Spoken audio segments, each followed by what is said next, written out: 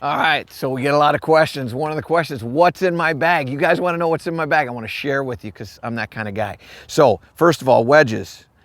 I've got a 58-degree wedge and then I've got a 53-degree wedge. These are obviously Vokey wedges. I want to show you when I get them stamped. I get my initials put on there, and then I get my number, and then he even puts the degrees of loft in there just in case I forget how much loft is on that. And I'll tell you something else about how you do your bag, and this is an educational opportunity for right here, so you want to pay attention to this.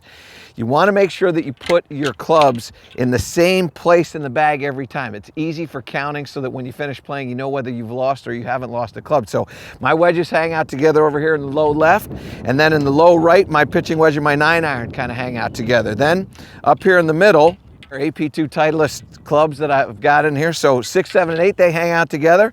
And then over here, I've got a couple little different things for you. I have my AP2s go to the 5-iron. Then in the 4-iron, I throw an AP1 in there because what I want to do is I want to try to get my 4-iron to go just a little bit farther. So this 4-iron goes about 15 yards farther than my 5-iron. And then I have Old Reliable right over here. This is my 503H that's about, well, it's probably almost as old as I am. It's been around for a while, but the grips are new. I re-grip them as often as I can. But I love this golf club for me. What it allows me to do is it allows me to vary trajectories and hit certain shot shapes. Plus, it's a wonderful driving iron.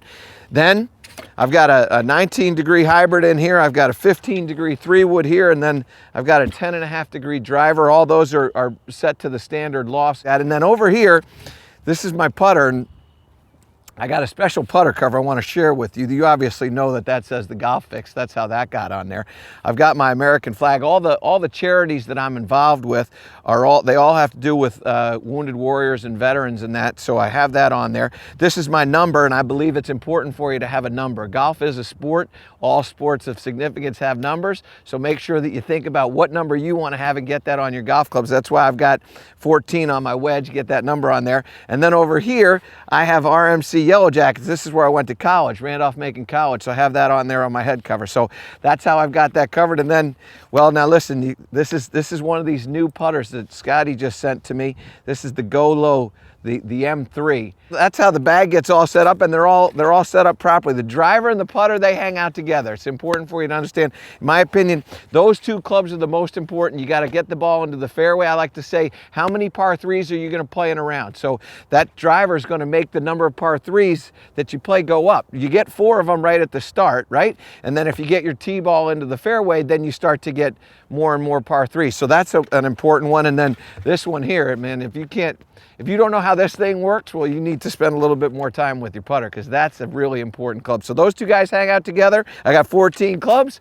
That I'm complying with the USGA rules. That's how we set up the bag, and you ought to be thinking about that stuff when you set up your bag.